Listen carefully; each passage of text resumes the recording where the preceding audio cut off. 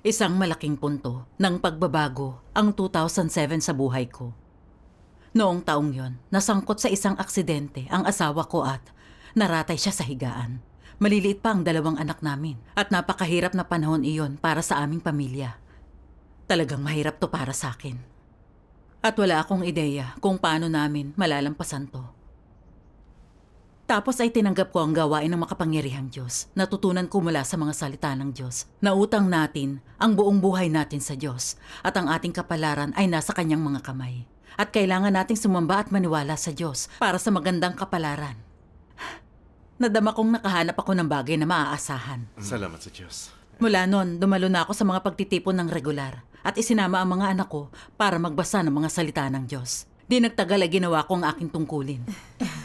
Napakaganda. Kalaunan nahalal akong leader ng iglesia at nagpasalamat ako sa Diyos. Naisip ko, napili ako bilang leader ng iglesia kahit na bago pa lang ako sa pananampalataya.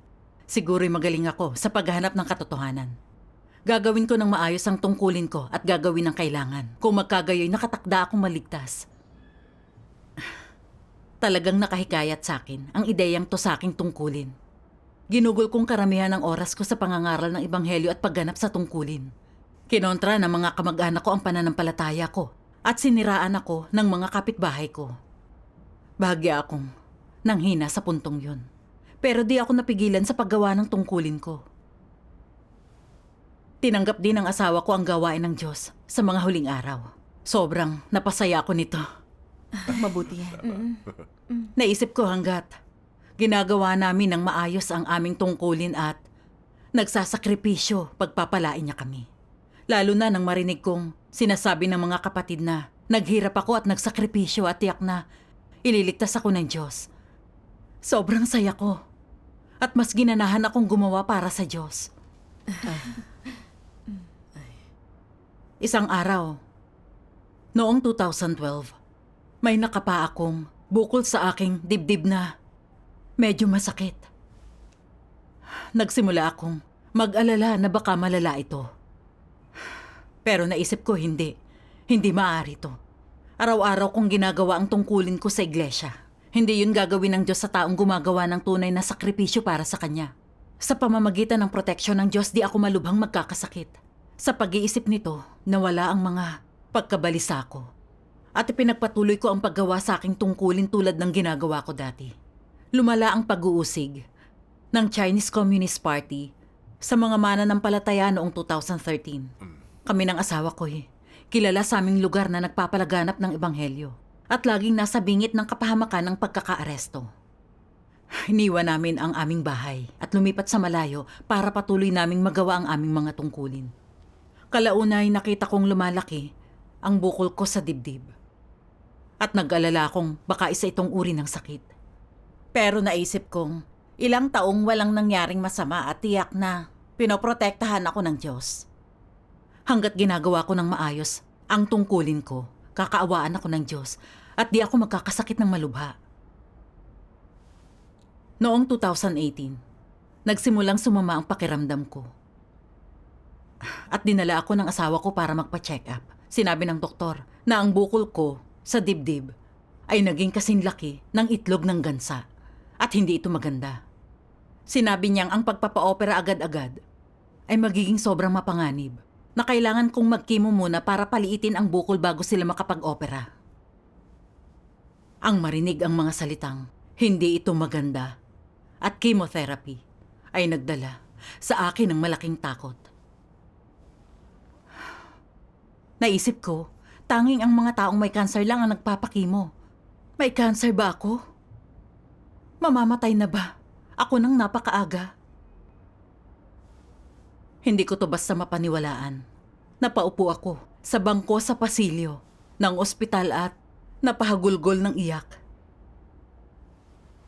Sinubukan akong aluin ng asawa ko, sinasabing ang paunang pagsusuring ito ay hindi tiyak na tama. Papatingnan ka namin sa ibang ospital bukas. Nang sumunod na araw, pumunta kami sa ibang ospital at kinuhaan ako ng biopsy. Sinabi ng doktor sa asawa ko na malubha ang kalagayan ko at maaaring kanser ito. Sinabi niyang hindi na kami pwedeng maghintay pa at kailangan maoperahan ako sa loob ng 2 araw. Lubos akong nanghina nang marinig kong Sabihin niya ito at nanlamig ang puso ko. Naisip ko, kanser ba talaga ito? Namamatay ang mga tao dahil sa kanser. Paano nangyari sa akin to? Pero naisip ko, hindi ito maaari.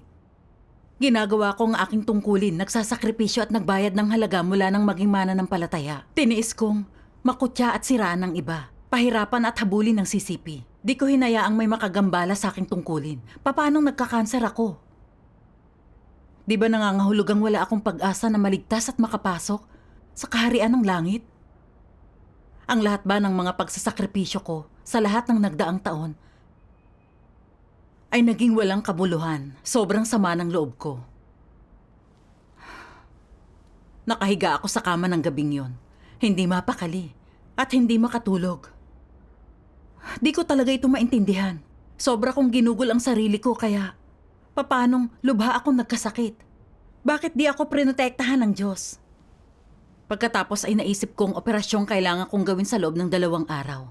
Hindi ko alam kung magiging matagumpay ito o hindi. Lubos akong naghihirap. Kaya tahimik kong sinabi sa isang panalangin sa Diyos. Mahal na Diyos, sobra akong nababagabag ngayon. Hindi ko alam kung paano malalampasan ang sitwasyong ito. Pakiusap, liwanagan at gabayan mo ako. Pagkatapos, ay nabasa ko sa huling 11 hinihingi ng Diyos sa tao.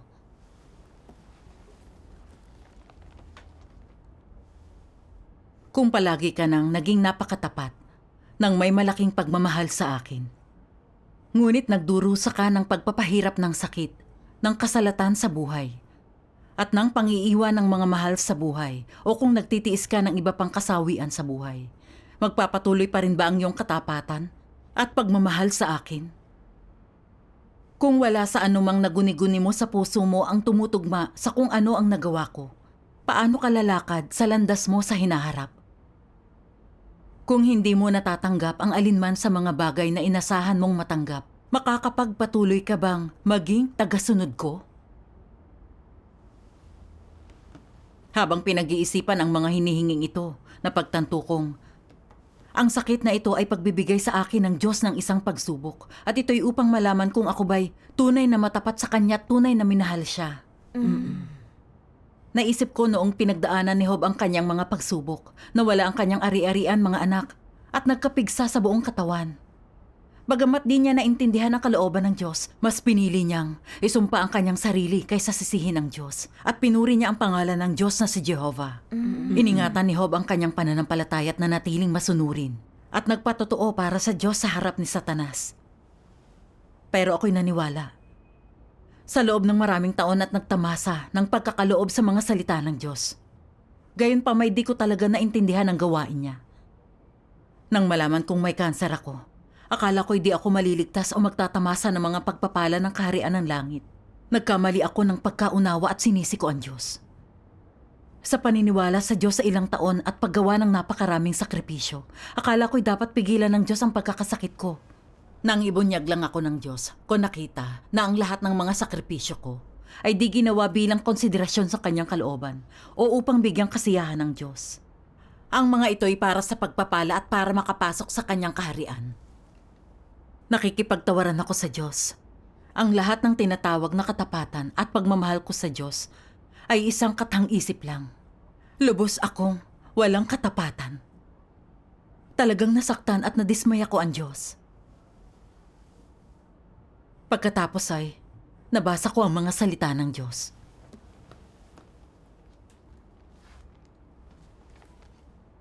Sino sa buong sangkatauhan ang hindi inaalagaan sa paningin ng makapangyarihan? Sino ang hindi nabubuhay sa gitna ng itinalagang tadhana ng makapangyarihan? Nangyayari ba ang buhay at kamatayan ng tao ayon sa sarili niyang pagpapasya? Kontrolado ba ng tao ang kanyang sariling kapalaran? Maraming taong gusto nang mamatay, subalit malayo yon sa kanila. Maraming taong nais maging yaong malalakas sa buhay at takot sa kamatayan, subalit lingid sa kanilang kaalaman ang araw ng kanilang kamatayan ay nalalapit na. Isinasadlak sila sa kailaliman ng kamatayan. Maraming taong nakatingala sa langit at bumubuntong hininga ng malalim. Maraming taong umiiyak ng malakas, humahagulhol. Maraming taong bumabagsak sa gitna ng mga pagsubok. At maraming taong nagiging bilanggo ng tukso. Kahit hindi ako magpakita ng personal upang hayaan ang tao na malinaw akong mamasdan, maraming taong takot na makita ang aking mukha. Takot na pababagsakin ko sila, napapatayin ko sila. Totoo bang kilala ko ng tao o hindi? Amen. Amen. Amen. Ipinakita sa akin ng mga salita ng Diyos na ang laman at kaluluwa ng tao ay nagmumula sa Diyos. Ang buhay at kamatayan ay nasa mga kamay ng Diyos at wala tayong karapatan dito. Bilang mga nilikha, dapat tayong magpasakop sa mga pagsasaayos ng Diyos. Nang mapagtanto ito, di na ako masyadong natakot na mamatay. Tahimik akong gumawa ng resolusyon, anuman ang kahinatnan ng operasyon, mabuhay man ako o mamatay. Ibinibigay ko ang buhay ko sa Diyos at nagpapasakop ako sa kanyang pamamahala. Salamat sa Diyos. Diyos. Nang magpasakop ako, nakaramdam ako ng lubos na kapayapaan sa aking puso. Walang tigil akong nagdasal habang dinadala ako sa operating room. Pagkatapos sinabi ng doktor na lubhang naging maayos ito. Pero ano't anuman, kailangan pa rin suriin ang natanggal na bukol para malaman kung anong susunod na gagawin. Naisip ko, naging maayos ang operasyon dahil prinotektahan ako ng Diyos. Nakita ko ang ibang mga pasyenteng bumabalik mula sa kanilang mga operasyon na sobrang nanghihina at wala sa sarili. Habang ako'y maayos at nasa magandang kalagayan. Sinabi ng ibang nasa ward ko na parang hindi raw ako inoperahan. Patuloy akong nagpasalamat sa Diyos sa puso ko para rito. Naisip ko rin, nakapako ang bukol na yon sa dibdib ko 6 na taon na ang nakararaan.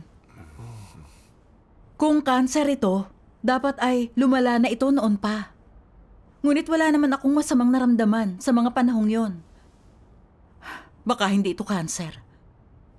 At kahit pa kanser ito, naniniwala akong ang Diyos ay makapangyarihan at gagawin niyang tama ang lahat. May narinig ako dati tungkol sa ilang mga kapatid na umasa sa Diyos nang sila'y lubhang nagkasakit at nasaksihan nila ang kamanghamanghang gawain ng Diyos. Palagi ako nagsasakripisyo para sa Diyos kaya siguradong poprotektahan niya ako.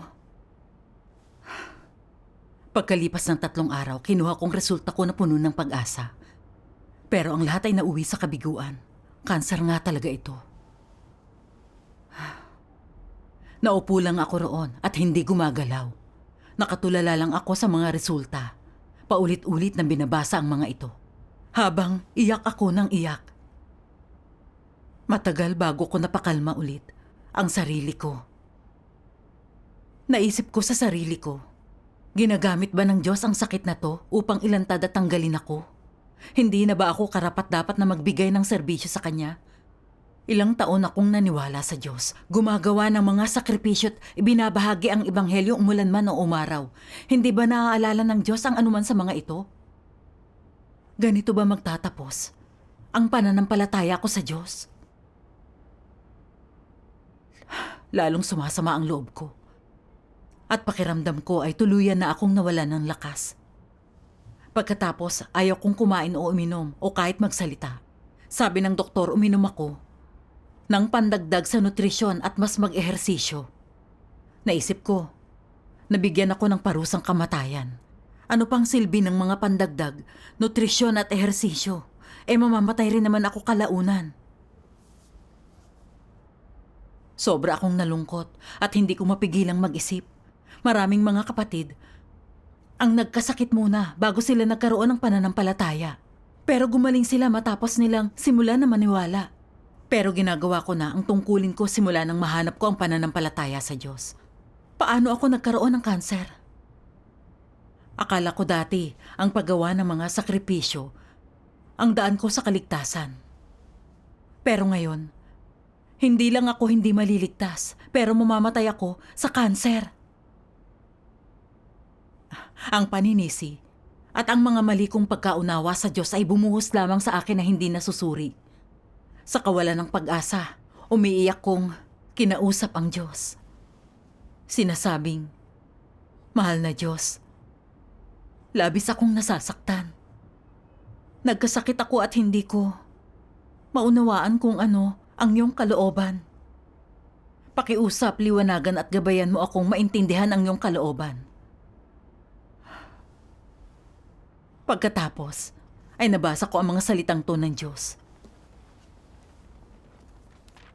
Para sa lahat ng mga tao, ang pagpipino ay napakasakit at napakahirap nito na tanggapin. Ngunit sa panahon ng pagpipino, ginagawang payak ng Diyos ang kanyang pagkamatuwid sa tao. At isinasa publiko ang kanyang mga hinihingi para sa tao. At nagbibigay ng mas maraming kaliwanagan at mas maraming pagtatabas at pakikitungo. Sa pagkakaiba ng mga katunayan at ng katotohanan, tinutulungan niyang mas makilala ng tao ang sarili at binibigyan ang tao ng higit na pagkaunawa sa katotohanan at kalooban ng Diyos. Sa gayon ay pinahihintulutan ang tao na magkaroon ng mas dalisay na pag-ibig sa Diyos. Yon ang mga layunin ng Diyos sa pagsasakatuparan ng pagpipino. Amen. Lahat ng gawain na ginagawa ng Diyos sa tao ay may sariling mga layunin at kabuluhan. Ang Diyos ay di gumagawa ng walang kabuluhang gawain o walang pakinabang sa tao. Ang pagpipino ay di nangangahulugan ng pag-aalis sa mga tao mula sa harap ng Diyos at ni nangangahulugan ng pagwasak sa kanila sa impyerno. Sa halip, nangangahulugan ito ng pagbabago sa disposisyon ng tao sa panahon ng pagpipino, pagbabago sa kanyang mga intensyon, sa kanyang dating mga pananaw, pagbabago sa kanyang pag-ibig sa Diyos, at pagbabago sa kanyang buong buhay. Ang pagpipino ay isang totoong pagsubok sa tao at isang anyo ng totoong pagsasanay. At sa panahon lamang ng pagpipino, magagampanan ng kanyang pag-ibig ang likas nitong tungkulin. Amen. Amen. Amen. Salamat sa Diyos. Tinulungan ako ng mga salita ng Diyos na maintindihan ang kanyang kalooban. Gumagamit ang Diyos ng karamdaman para ibunyag ang aking panloob na katiwalian, paghihimagsik at may bahid na mga motibo. Para aking makilala ang aking sarili, iwaksi ang katiwalian, at magtamo ng kaligtasan mula sa Diyos. Oo nga. Siya nga. Yan ang pagmamahal ng Diyos. Tama. Ngunit, naisip kong, gustong kunin ng Diyos ang buhay ko at tanggalin ako. Kaya di ko naintindihan at sinisi ko ang Diyos, ganap na sumuko at nawala ng pag-asa. Sinubukan kong lagyan ng kabayaran ang mga sakripisyo ko. Angkinin ang mga ito't makipagtalo sa Diyos. Ginusto ko pang gamitin ang sarili kong kamatayan para kumprontahin ang Diyos. Nawalan ako ng konsensya. Pakiramdam ko ay ang laki ng utang ko sa Diyos, kaya pumunta ako sa harapan niya para magdasal at para malaman kung bakit. Di ko nagawang magpasakop noong nagkasakit ako at sa halip ay di nauunawaan at sinisisi ang Diyos. Pagkatapos ay nabasa ko ang ilang salita ng Diyos. Sama-sama nating panoorin sige. to. Sige.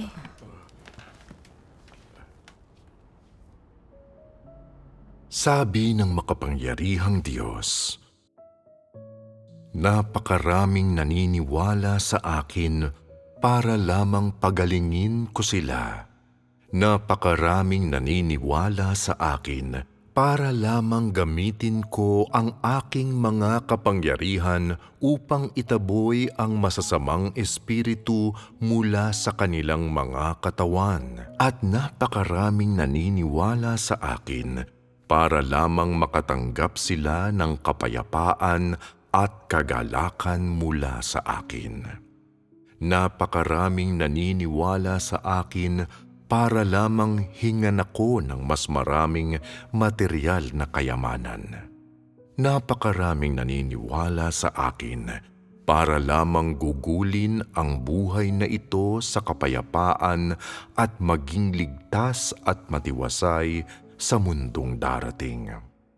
Napakaraming naniniwala sa akin para maiwasang magdusa sa impyerno at para matanggap ang mga pagpapala ng langit.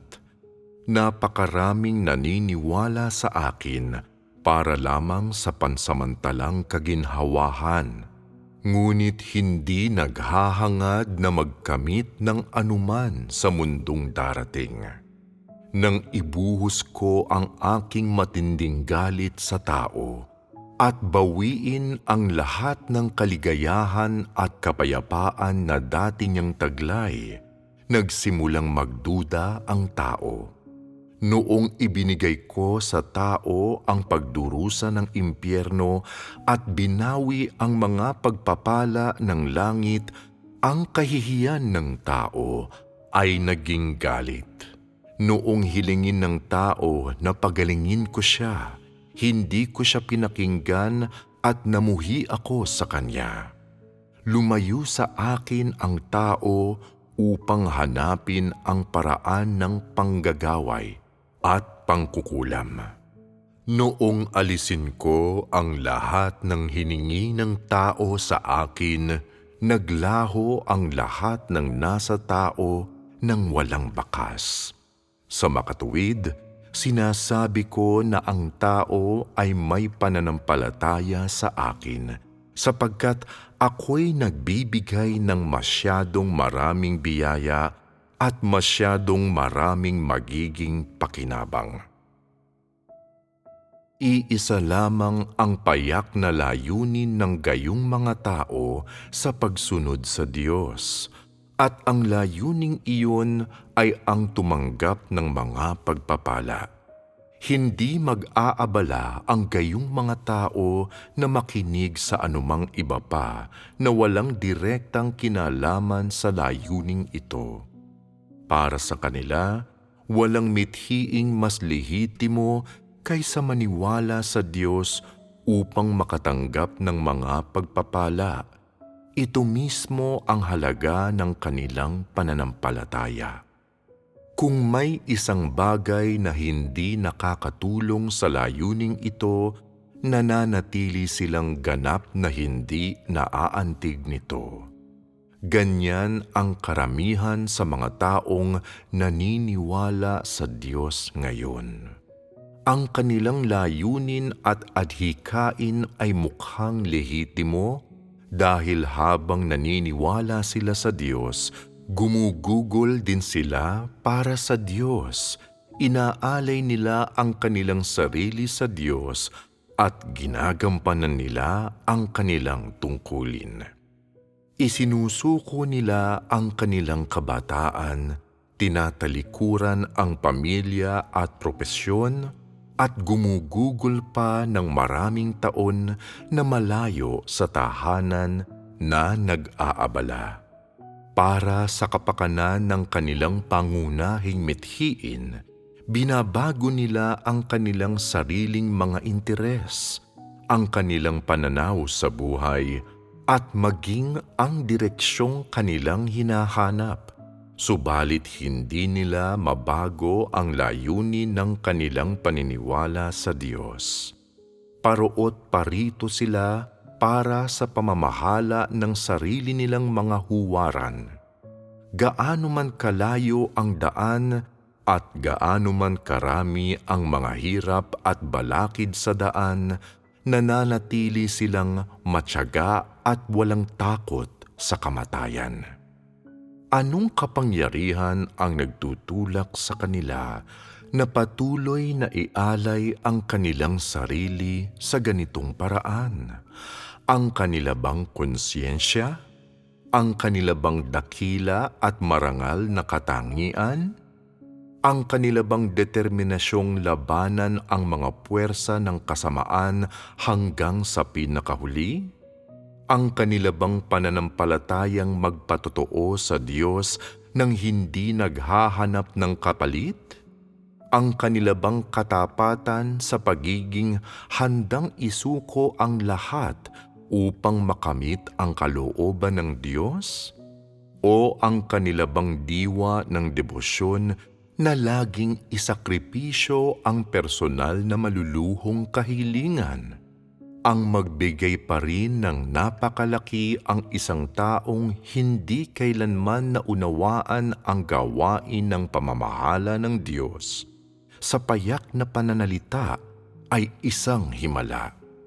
Sa sandaling ito, huwag nating talakayin kung gaano kalaki ang naibigay ng mga taong ito. Ang kanilang pag-uugali, gayunman, ay lubos na karapat-dapat nating suriin. Bukod pa sa mga pakinabang na lubos na nauugnay sa kanila, Maaari kayang may iba pang mga dahilan kaya ang mga taong hindi kailanman nauunawaan ng Diyos ay nagbibigay ng napakalaki sa Kanya?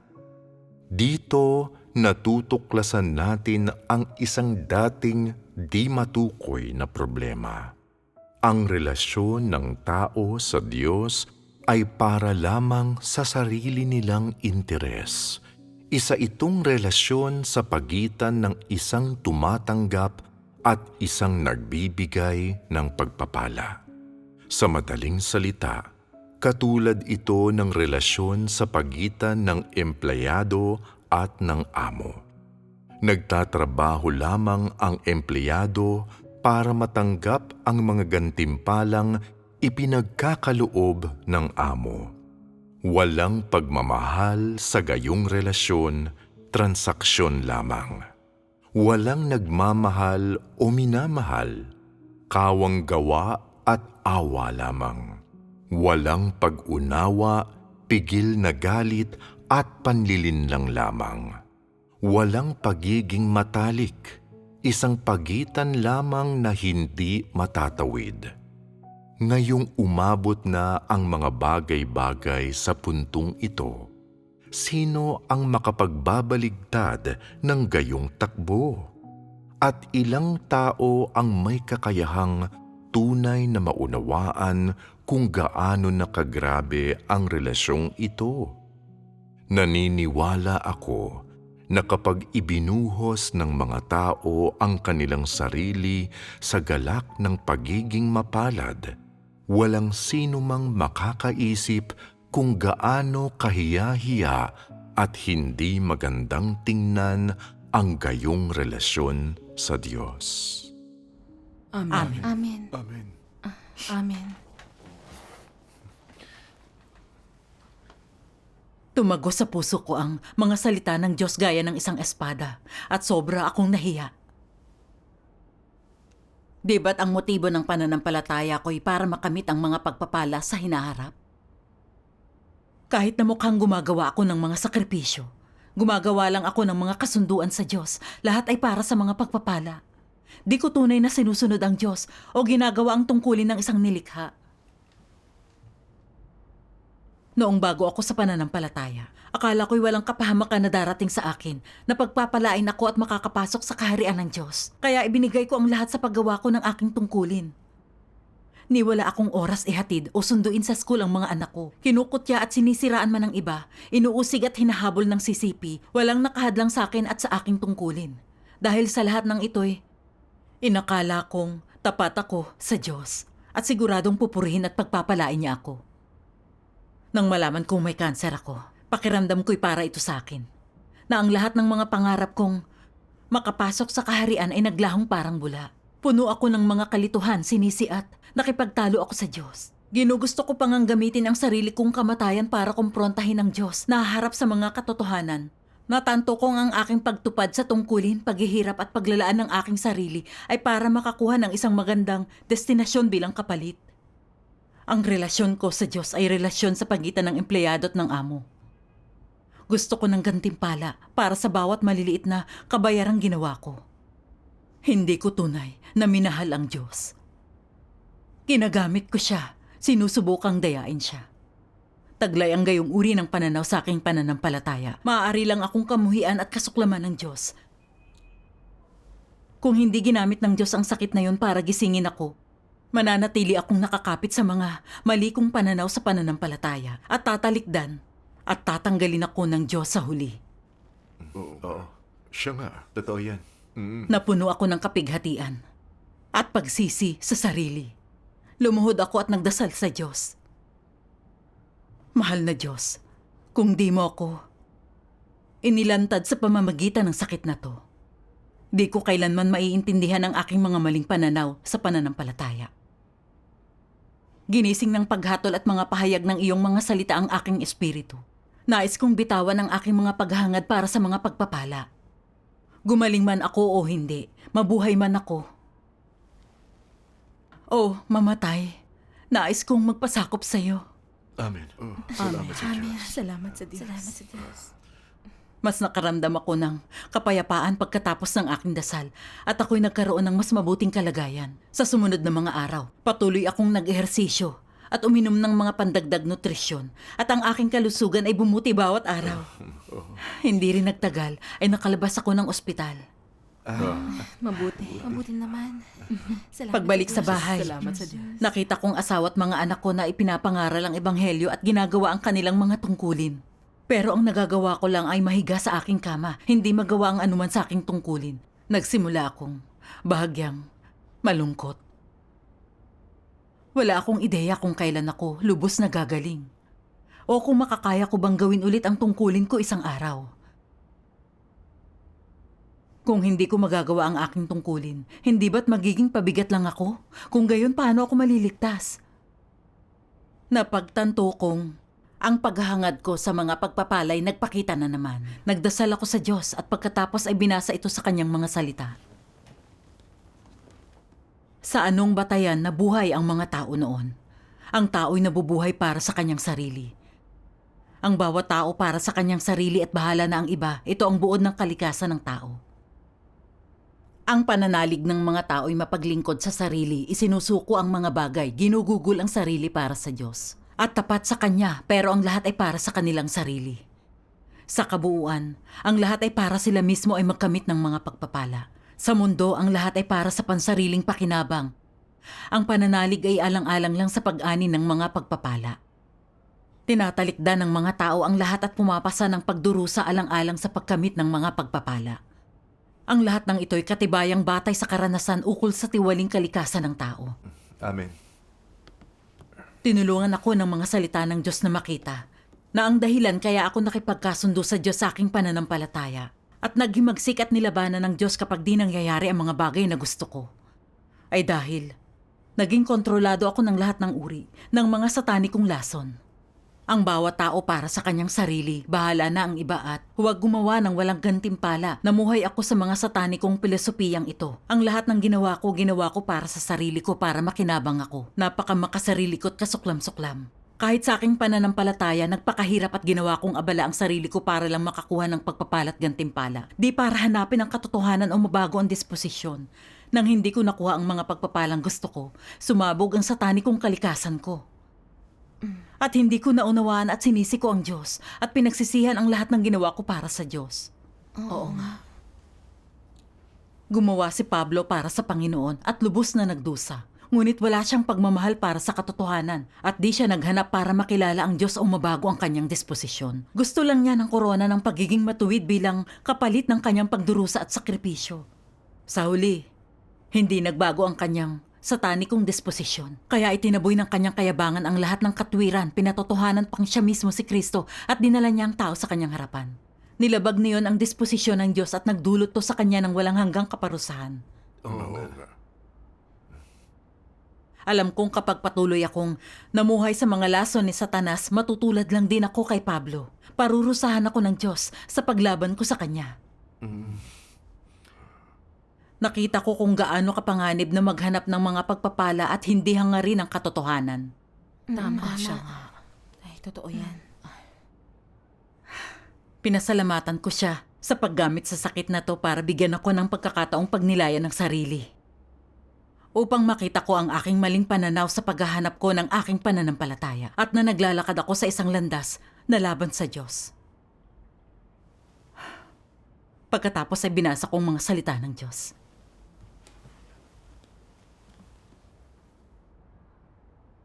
Ang Diyos ay walang hanggang kataas-taasan at marangal kailanman. Samantalang ang tao'y hamak magpakailanman at walang halaga hanggang sa walang katapusan.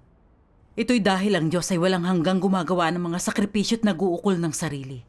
Ang tao, gayunman ay walang hanggang nangunguha at nagsisika para lamang sa sarili. Ang Diyos ay walang katapusan ang pagpapakahirap para makaligtas ang sangkatauhan. Gayunpaman, ang tao'y di kailanman nag-aambag ng anuman para sa kapakanan ng liwanag o para sa pagkamatuwid. Kahit na magsikap ang tao sa maikling panahon, di nito makakayanan ng isang dagok. Dahil ang pagsisikap ng tao'y palaging para sa sarili niyang kapakanan at hindi para sa iba. Palaging makasarili ang tao samantalang ang Diyos ay hindi makasarili magpakailanman. Ang Diyos ang pinagmumula ng lahat ng makatarungan, mabuti at maganda. Habang ang tao ay ang siyang nagtatagumpay at nagpapamalas ng lahat ng kapangitan at kasamaan. Hindi kailanman babaguhin ng Diyos ang diwa ng pagkamakatuwiran at kagandahan niya. Ngunit kaya ng taong pagtaksila ng pagiging matuwid at lumayo mula sa Diyos sa anumang oras. Amen. Amen. Labis akong naantig habang pinagninilayan ko ang mga salitang ito. Nagbayad ang Diyos ng napakahirap na kabayaran para iligtas ang sangkatauhan na labis na ginawang tiwali ni Satanas. 2,000 taon na ang nakalilipas, naging tao ang Diyos sa unang pagkakataon sa Judea para tubusin tayo. Tiniis niya ang pangungutya, paninira at inusig at inabuso ng mga tagasunod ng Judaismo. Sa huli, siya ay ipinako sa krus, sa gayoy nagawa ang gawain ng pagtubos. Ngayon ang Diyos ay nagkatawang tao sa ikalawang pagkakataon sa China para linisin at iligtas ang sangkatauhan ng minsanan at ganap. Hinabol at inusig siya ng sisipi. At wala siyang matulugan, walang lugar na mapagpahingahan. At kinailangan niya ring tiisin ang maling pagkaunawa, paninisi, pagsuway at paglaban nating mga mananampalataya. Gayunman ang Diyos ay hindi tumigil sa pagsubok na iligtas ang sangkatauhan. Sa halip ay tahimik na ginagawa ang lahat ng kanyang makakaya para sa atin. At kailan may walang hinihinging anumang kapalit. Gayunman, gumawa ako ng mga sakripisyo sa aking tungkulin at umasa ng mga pagpapala at isang destinasyon bilang kapalit. Nakipagtawaran ako sa Diyos. Napakamakasarili ko't kasuklam-suklam. Hindi ako isang tunay na mananampalataya. Nang matanto ito, pumunta ako sa harap ng Diyos para manalangin at handang magsisi. Amen. Amen. Salamat. Salamat sa Diyos. Isang araw sa mga devosyonal, nabasa ko to sa mga salita ng Diyos. Ang ibig sabihin ng tunay na pananampalataya sa Diyos ay ang mga sumusunod. Batay sa paniniwala na ang Diyos ang may kapangyarihan sa lahat ng bagay. Dinaranas ng isang tao ang kanyang mga salita at kanyang gawain. Inaalis ang tiwaling disposisyon ng isang tao, pinalulugod ang kalooban ng Diyos at nakikilala ang Diyos. Ganitong paglalakbay lamang sa buhay ang matatawag na pananampalataya sa Diyos. Ang layunin ng paniniwala sa Diyos ay upang mapalugod siya at maisabuhay ang disposisyon na kanyang kinakailangan. Upang maipamalas ang kanyang mga kilos at kaluwalhatian sa pamamagitan ng grupong to ng di karapat-dapat. Ito ang tamang pananaw para sa paniniwala sa Diyos. At ito rin ang layuning dapat mong hangarin. Dapat may tama kang pananaw sa pananampalataya at dapat mong hangaring matamo ang salita ng Diyos. Kailangan mong kainin at inumin ang mga salita ng Diyos at isabuhay ang katotohanan. At lalong dapat mong makita ang kanyang mga gawa, kanyang kamanghamanghang mga gawa sa buong sansinukob. Gayon din ang praktikal na gawaing kanyang ginagawa sa katawang tao. Maaaring makilala ng tao sa kanyang praktikal na karanasan kung paano ginagawa ng Diyos ang kanyang gawain sa kanila. At kung ano ang kanyang kalooban sa kanila. Ang layunin nito'y upang alisin ang tiwaling satanikong disposisyon ng tao. Nang naiwaksi na ang lahat ng karumihat di pagkamakatuwid sa loob mo at naiwaksi na ang iyong mga maling layon at nagkaroon ka na ng tunay na pananampalataya sa Diyos. Sa pamamagitan lang ng tunay na pananampalataya mo maaaring tunay na mahalin ng Diyos. Amen. Amen. Amen. Ipinapakita ng salita ng Diyos ang tamang layunin na dapat nating hangarin sa ating pananampalataya. Gaano man tayo maaaring disiplinahin sa ating mga karanasan. Isinasaayos ng Diyos ang lahat para lamang linisin at baguhin tayo. Amen. Amen. Alam kong dapat kong harapin ang lahat ng ito ng may pagtanggap at pagsunod. Hinahanap ang katotohanan sa mga sitwasyon para lutasin ang aking katiwalian. At binibigyang kasiyahan ang Diyos at sinusuklian ang kanyang pagmamahal. Ito lang ang marapat pagsikapan. Salamat Amen. sa Diyos. Ayoko nang makipagkasunduan sa Diyos para sa mga pagpapala. Anumang kahinatnan ng sakit ko mula noon, sasambahin ko ang Diyos hanggang sa huli kong hininga. Salamat sa Diyos. Kung binigyan ako ulit ng Diyos ng pagkakataong gawin ang aking tungkulin, di ako makikipagtawaran sa Kanya para sa mga biyaya. Gusto ko lang hanapin ang katotohanan at hangarin ang pagbabago sa disposisyon. Hindi nagtagal, sinubok ako ng Diyos. Isang araw, galing sa pagtitipon ang anak ko't sinabing si Sister Wang na nagdidilig ng mga mananampalataya ay sinusundan ng pulis at wala pang nakikitang papalit sa kanya. Tinanong niya ako kung sino ang makakagawa sa gawaing yon. Nagawa ko na ang tungkulin na to dati at alam na alam ko ito. Kaya inisip ko na ako ang pinakaangkop. Pero naisip ko na 20 araw o higit pa lang ang nakalilipas nang maoperahan ako, hindi pa lubusang naghihilom ang hiwa ko. At mas umiinit ang panahon. Sa bahay kailangan kong hugasan ang hiwa ng ilang beses sa isang araw. Kapag kinuha ko ang tungkuling ito at masyado akong naging abala para linisin ang sugat ko, maaaring mamaga ito. Limitado ang gamit ng kamay ko at kung araw-araw akong babiyahe sakay ng electric scooter, hindi maghihilom ang hiwa. Mas lalo akong magkakasakit. Dahil sa sitwasyon, ang pagkuha sa tungkuling yun ay hindi makakabuti sa aking kalusugan. Pero naisip ko, hindi pa nakikita ang tamang tao para sa tungkuling ito. Kapag di ko to kinuha, hindi ba't maaantala ang gawain ng sambahayan ng Diyos? Ano ang dapat kong gawin?